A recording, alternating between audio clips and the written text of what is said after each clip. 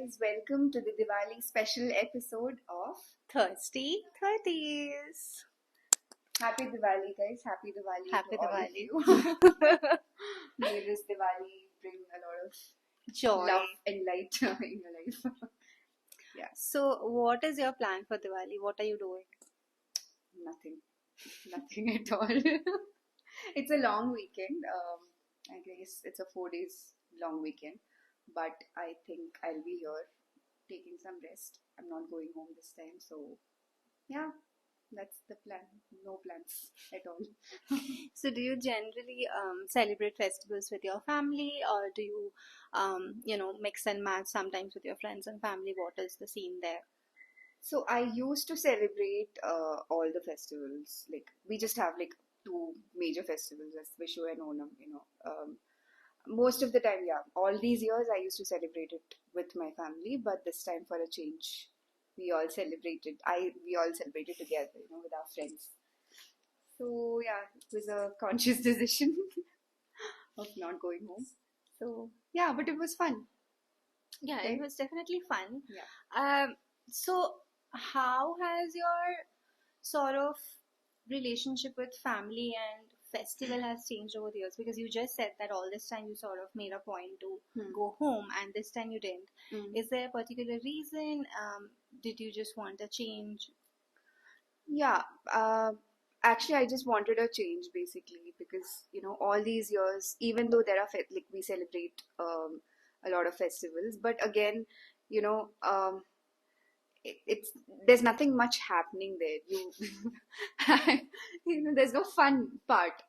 You just go home, you meet people, and then that's it. You meet relatives, which I don't prefer meeting them anymore. So yeah, like I said before, it was a conscious decision. I thought, for a change, I'll see what exactly a festival is when you're staying away from your family, and that turned out to be the best. In my 30 years of life, I think I've never had so much fun in Onam. So much so that people started actually fighting with us, saying, "Why didn't you guys call us?" They started seeing our stories and all of that.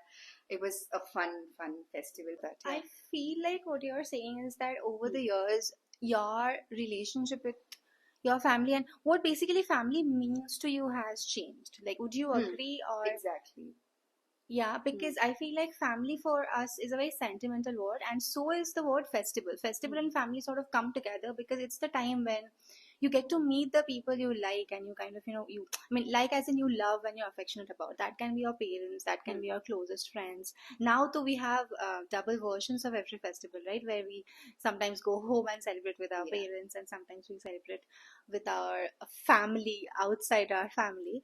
So, how did the narrative or what the word means to your family changed over the years? Yes, it has definitely changed, right? The basic meaning of a family, like our parents, our home, we didn't choose them. They were like we were born into that family, but friends are the family that we chose. So family basically is nothing for me, but somewhere we are, a place, a safe space where we are accepted the way we are, without any judgments, where you can have a heart-to-heart conversation.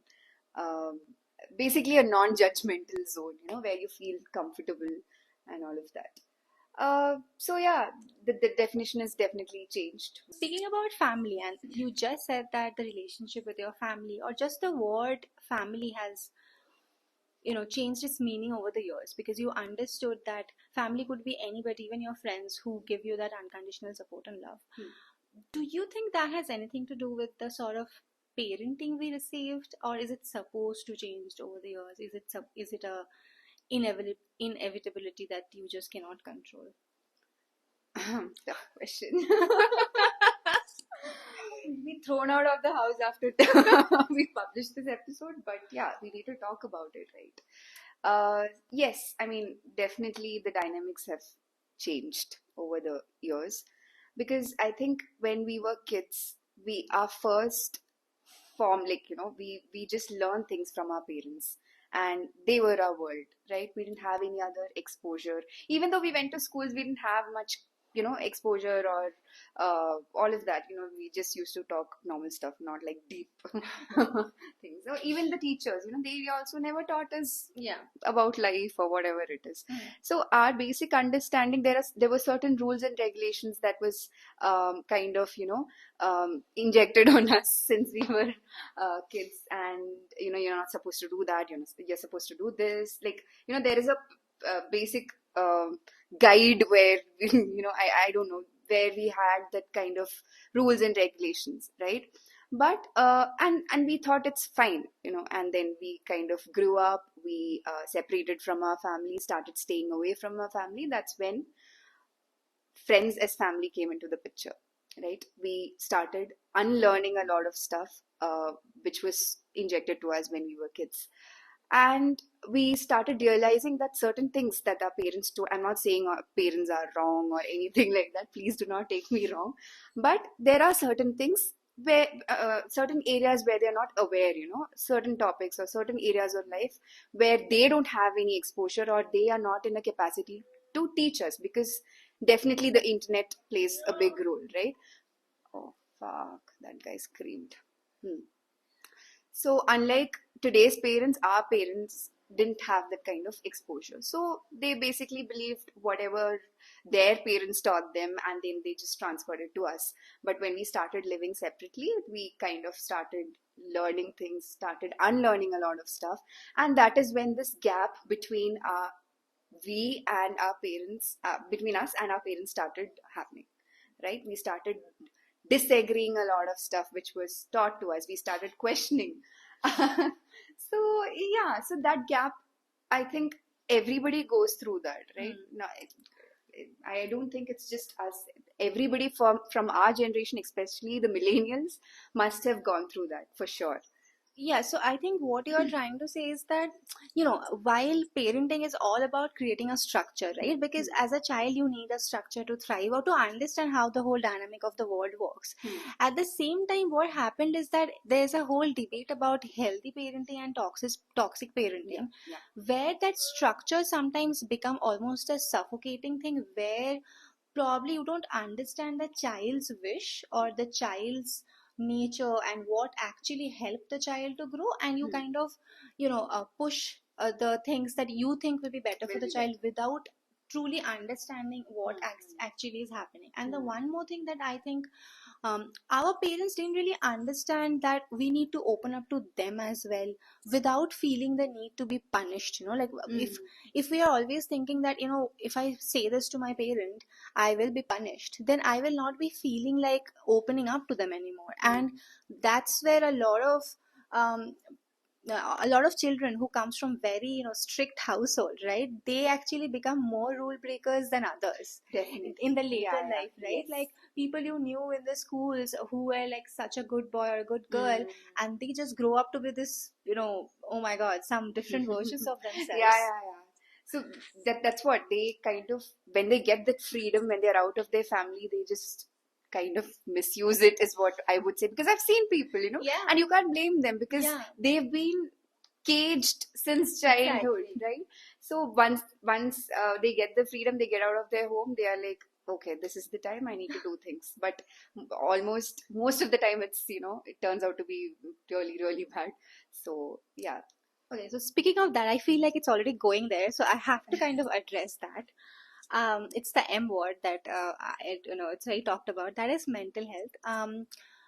Would you say that your parents understood your mental health or things that were happening to you from an early age, or was it more of a later when you had to kind of you understood yourself that I am going through definite things, and you kind of had to tell them, hey, this is what's happening, and you should just be aware of what's happening to my life that I'm not always being able to share. No, since childhood, I don't think they were aware of anything, or we never had the topic of mental health ever. In our family, we never talked about it.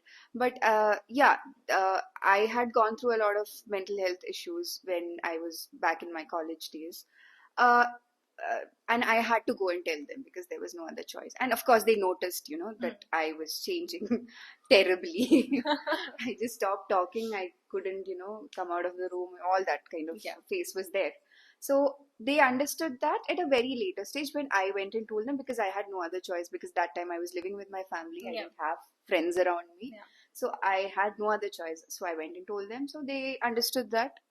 Luckily, they understood that, and then they did the needful. They took me for therapies and stuff, and I'm very, very thankful and grateful for that, because, yeah, they kind of understood that situation. But it was not followed up, that stage is done. Yeah. Now we don't have that kind of conversation at all. We just don't ask how's your mental health. Nobody asks that. None of our parents come and ask that, right? But So yeah, we should have those weekly calls or like exactly. monthly calls where we are like, hey, all about, you've asked me about my work, you've asked me if I've eaten in a day, now ask me how is my mental Yeah, health. they ask all unnecessary stuff regarding my guy problems, whether I found someone or not. They're worried about that, but not my mental health. So, yeah, that conversation, heart to heart conversation, should be there. I think, uh, for you, even you have faced that kind of situations, right? So, how did you address your issues with your family? Did you like talk it out, or? Yeah, so for me, it was almost an opposite, like what happened is when I was very young, like I was maybe 15 years old or something, my dad suspected that I'm going through something, and it's the, quote unquote D word, which is depression. And he took me to the therapist, and I was diagnosed with depression and other stuff, anxiety disorder, and all that. But what happened is I kind of thought that my parents are just trying to make something out of it, and I didn't understand that they're trying to help me, because that time I wasn't really, we didn't have a conversation at home about it, right? They just took me to a hospital like as if something is wrong with you and you just go and check it and come back. So it took me a long time to understand if I really have to be close to my parents to whatever extent, even to just a hi bye or a casual conversation every week. I really have to tell them what I feel, because otherwise I am gonna go crazy. Because you know me, I can't, like, if somebody is close to me, they need to know what's going on with me. So I sat my parents down and I told them that, okay, you know what, this is the truth, and these are all my mental health issues right now. So if you want to talk to me, if you have to understand all that. And they are trying, but obviously there's a generation gap, because in our earlier generations That's there what I was said. We no. can't blame Yeah, them at yeah, all, we because they cannot. did not have that knowledge or exposure. Exactly. And also it's not your fault if you go through something, because it happens. In this world, it's supposed, it's almost every other person is going through some or other mental health issues. So it's not even a taboo anymore. It shouldn't be a taboo anymore. So the quicker I think we can address this, the quicker we can all be. But yeah, that doesn't always happen. So that is why, okay, does But they are trying. festivals, Don't you think they are trying their level best? they are. I mean, I see that sometimes there's definitely lack of awareness from their end, because they just feel like whatever they think is right, because they have been taught that. Like that, But when you can make them, sit and make them understand the situation, I feel like there's definitely a change. yeah. Like one of the things that my dad told me, which I find at least a sign of healthy parenting, at least if that can be considered, that is, my dad told me that at any point, whatever you're going through, instead of thinking I have to keep all this inside, you have to come and tell me. See, I can't do that a lot of times, is because I feel like I'm gonna be judged anyway, and they won't really understand, because sometimes you can say things but they still don't understand.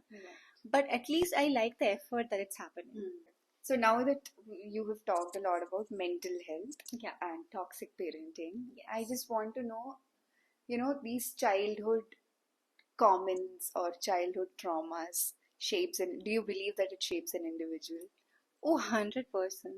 Like, remember in the earlier episode, we talked about love and how we get the first lessons of love from our parents. And it's also the same thing. Maybe a parent always is not aware of what their impact on a child can be, because most parents are also doing it for the first time or even second time, right? But they didn't have a traditional lesson on parenting. So what they do is, they are trying probably to help you, but in that they criticize you and they say stuff that lives with you for a long, long, long, long time. And it's all those conditions, like, in order to get love from me, in order to get validation from me, you have to do XYZ. It could be like excelling academically, it could be like, looking a certain way. Maybe your mom is very passionate about dancing, so it could be like, you have to be good at dancing, otherwise I won't talk to you. There's a lot of these comments and expectations from us that create that childhood trauma that is, it still remains, it will trigger yes, whenever it wants, yes, it never goes away. So and you basically have your entire adulthood to sort of undo all those stuff. And yes, we try to undo, but the yes, thing is, it remains. It never goes.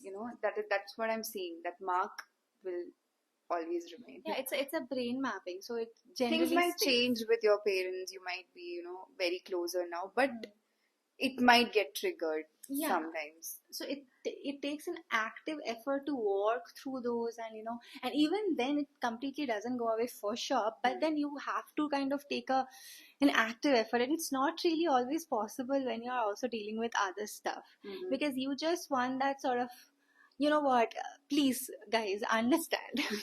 But it doesn't, it's not so easy for their side and as well as from our side, so there the distance begins to grow. And I think talking a lot Yeah. helps, communication helps a lot here, because see, if we just live a very fake life, you're going home, you have a different life. Once you're out of the house, you have a different life. It's not like that, right? They should at least know half of your reality, is what I'm saying. How long will you live a fake life? I've seen people around me, I've seen my friends living a very, very fake life. Especially in India, no? It's like in a Yes, brown yes, household. yeah.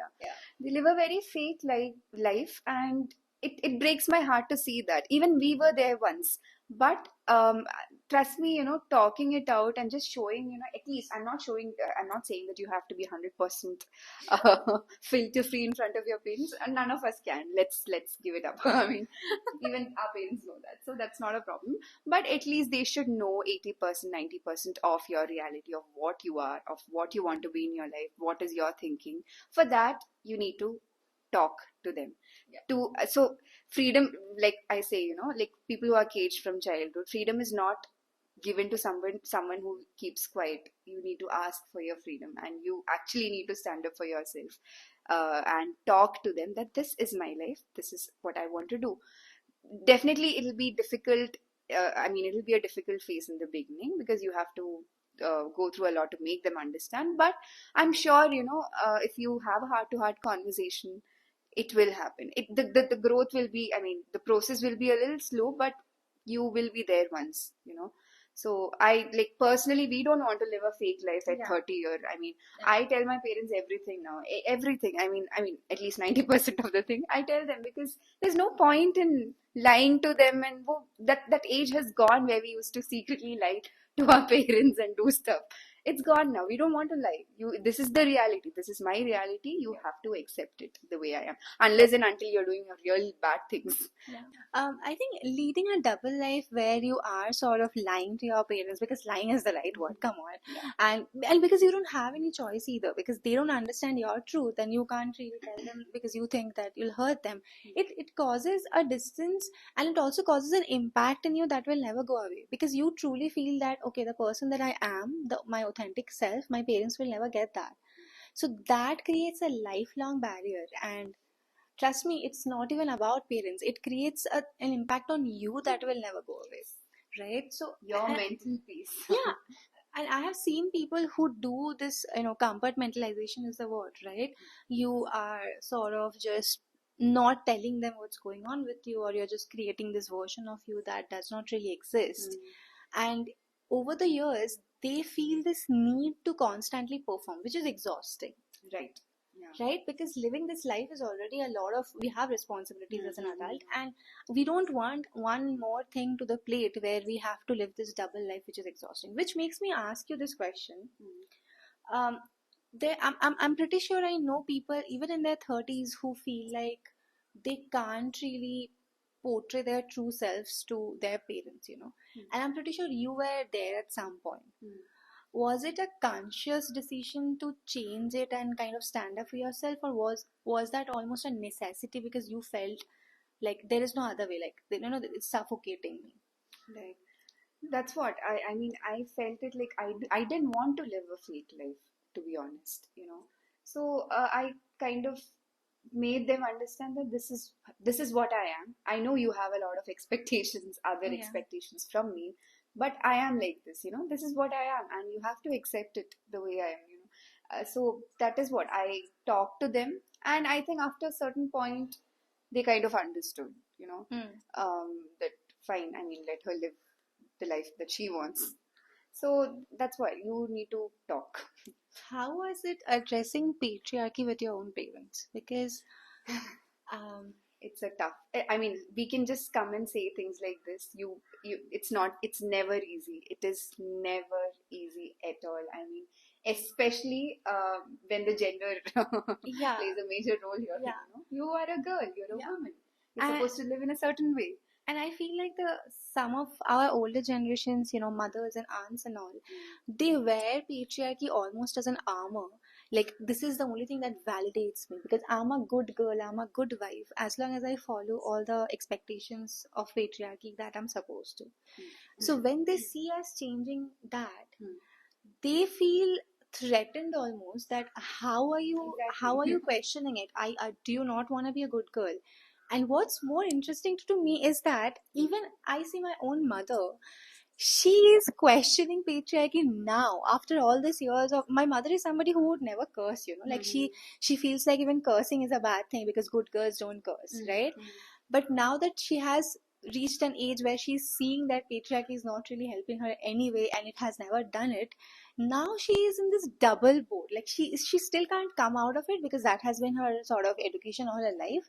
But at the same time, she understands some part of my life where I am so different from her. Like, I think both of us, we are the first generation of women in their 30s to live Revolutionary alone. women of our family. Of our families. I will say it anywhere. I think my cousins, everybody has already admitted it.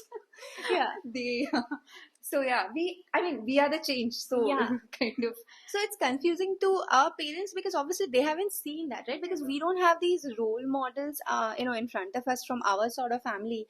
It's not about doing a job. See, that's not a thing. Obviously, you can do a job. Our previous generations, a lot of women have done jobs. So it's not just about getting a economic freedom. It's about abiding by all the social norms while also trying to sort of be educated and earn and all, right? So but we are the first generation of women where so many of us are not choosing to marry and follow all the social norms even after a 30, and that is somewhat threatening and also inspiring to our older generations and younger generations, because somebody has to do it, so why not Exactly. us? Why not us?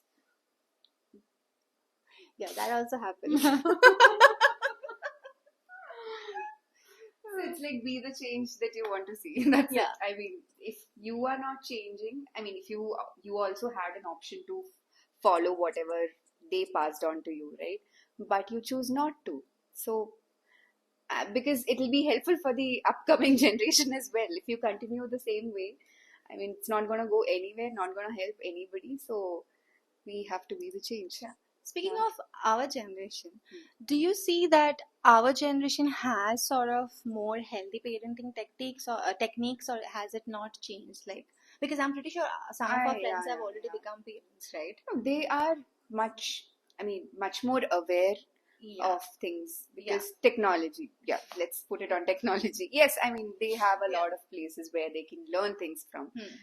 Where, and also this kind of acceptance should also be there, right? I mean, our generation is ready to accept. If my child tomorrow comes and tells me ki this is wrong, this is not what you have to do, I will rethink about it. I won't say that I'm always right. Right? Yeah. We are open to learn. I mean, we have to we're not perfect in everything. Parents can be wrong. Kids can be right sometimes. Kids also can be wrong. But that's what, that openness to learn and be aware of things around helps a lot in parenting. And that's what our generation has right now. They are more aware of whatever is happening around, how to do. They have a lot of parenting therapies are there, sessions are there, classes are there, where they can go and because bringing up a child is not easy. It is not an easy task at all. You have to be aware of a lot of things on how to raise them, the values that you have to give them regarding mental health. So yeah, I think our generation is much more open to learning. Comparatively, Yeah, like comparatively. statistics. Yeah. I don't know about the Gen Zs, but I'm just talking about millennials right now. Gen Zs, I have no comments. I mean, they haven't reached the age to Yeah, be they parents haven't reached. yet. So let's see. Yeah. So that's it. Let's meet again. We'll see you soon on our next episode. Yeah. Also, if you guys want any topics for us to discuss, please let us know in the comment section. Not that thousands of people are watching it, but yeah, we would love to get some inputs from you as well, so that we can work on it and create a good content. Right? Before we go, I just have to say one thing, and this has nothing to do with Amrita. Happy Diwali, and it's always Kaju Katli over Son Papdi. I do not want a debate on this. I just had to. Kaju Katli over Son Papdi. Yeah. See? Okay. So we are on the same page. Who eats Son Papdi? I do. Unlike some people. You're the only one who eats it. Nobody I else. love both, but I like Kaju Katli more. Yeah, Kaju Katli. Yeah. So Every year there's a debate on this, so I just wanted to kind of clear our stance on it. Yeah. Okay. Okay. Bye-bye. Bye, everyone. And see you soon. Bye. Now there might be a lot of other perspectives where they'll come and say, no, how can you say that to your parents? You're being very selfish and all of that. Do you think just asking your needs or presenting yourself as what you are will make you selfish? Especially in front of our parents. I'm not talking about any other thing. Not really. I feel like it makes you at least it proves that you have your self-worth also, because it's very hard to be yourself among people that you care about and you don't want to disappoint. I feel like at the core of us, none of us wanted to ever disappoint our parents, because they're the first one whom we saw, and we who cared for us, and we kind of had everything to kind of depend on them, right? So we never wanted to disappoint them, but we did, and we sometimes still are continuing to do in some way or the other. So we definitely do not want to do that. We definitely do not want to be selfish, but at the same time, I would rather accept that my parents don't like me for who I am in reality than give a version of myself that I am not. Yeah, because then that will hurt me forever, that I could never even show my parents who I really am. And I don't want to do that, because I know that I have a very limited time with them, and just like everybody else. So the time that I have with them, at least I should be able They should be aware that, okay, she was herself, she was not faking it. Exactly. That's what it's a matter of choice, basically. You can live a fake life, you can also show your parents what you are and let them accept you. Yeah, right? and something that I've noticed from my friends, especially friends who have gone through a divorced family, right? Because it's a very different equation right there.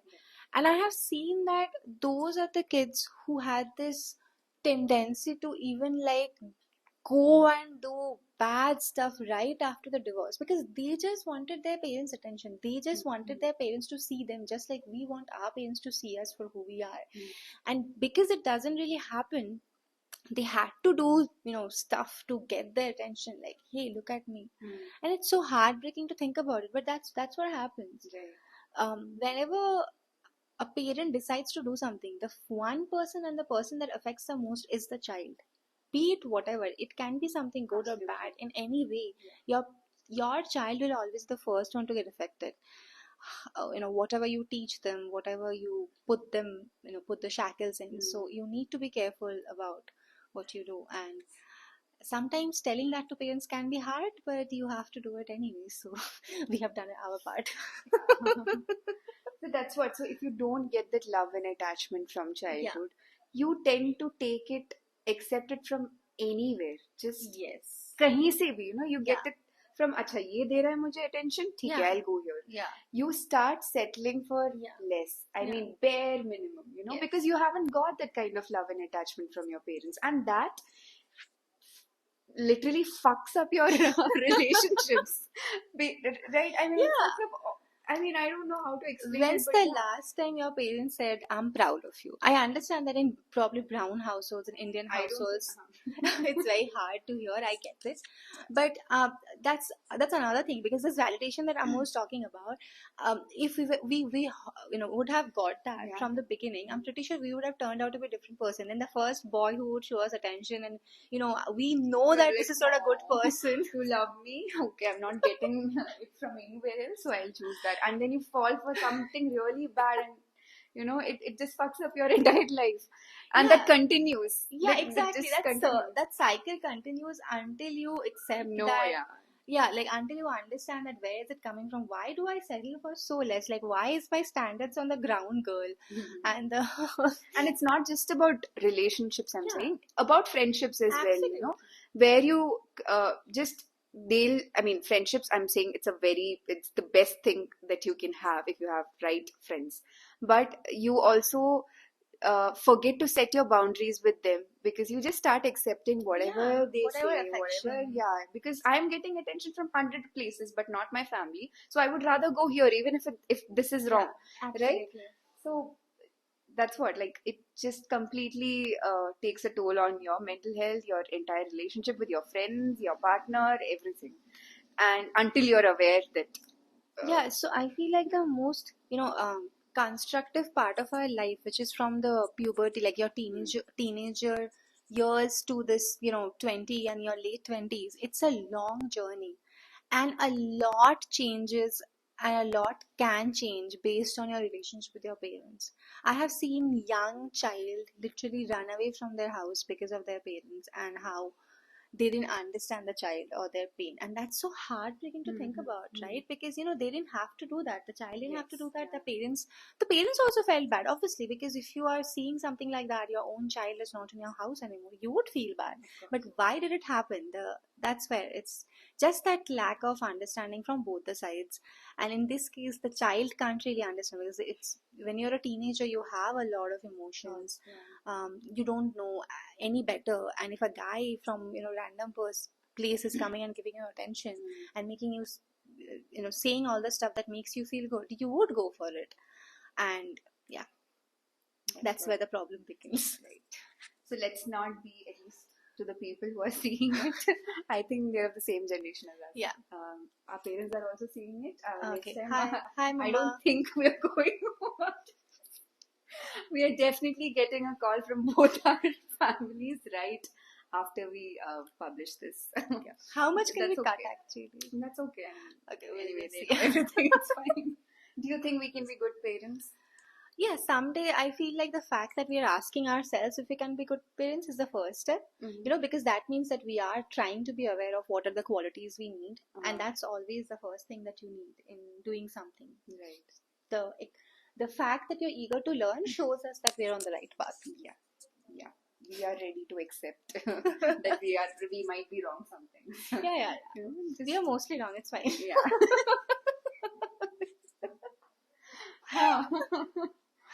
So I mean, let's not. That's where we end this episode. Because if we say more, it might. This itself needs a lot of guts, by the way. If we get written off our property, we are coming. Please help us. Our bank details will be linked below in this episode. Please come and help us. We need a place to stay. And thank you so much for being there. Okay. So a shout out to our OG friends who have been there for us all this time, and who would also hopefully be there in the Diwali. You guys know who you are, and thank you so much for everything that you have done. You guys are the family that we've chosen. So that's it. Let's meet again. We'll see you soon on our next episode. Also, if you guys want any topics for us to discuss, please let us know in the comment section. Not that thousands of people are watching it, but we would love to get some inputs from you as well, so that we can work on it and create a good content, right? Before we go, I just have to say one thing, and this has nothing to do with Amrita. Happy Diwali, and it's always Kaju Katli over Son Papdi. I do not want a debate on this. I just have to. Kaju Katli over Son Papdi. See? Okay. So we're on the same page. Who eats Son Papdi? I do. Unlike some people. You're the only one who eats it. Nobody I else. love both, but I like Kaju Katli more. Yeah, Kaju Katlis, Yeah. so- Every year there's a debate on this, so I just wanted to kind of clear our stance on it. Yeah. Okay. Okay. Okay. Bye Bye, bye. everyone. And see you soon. Bye.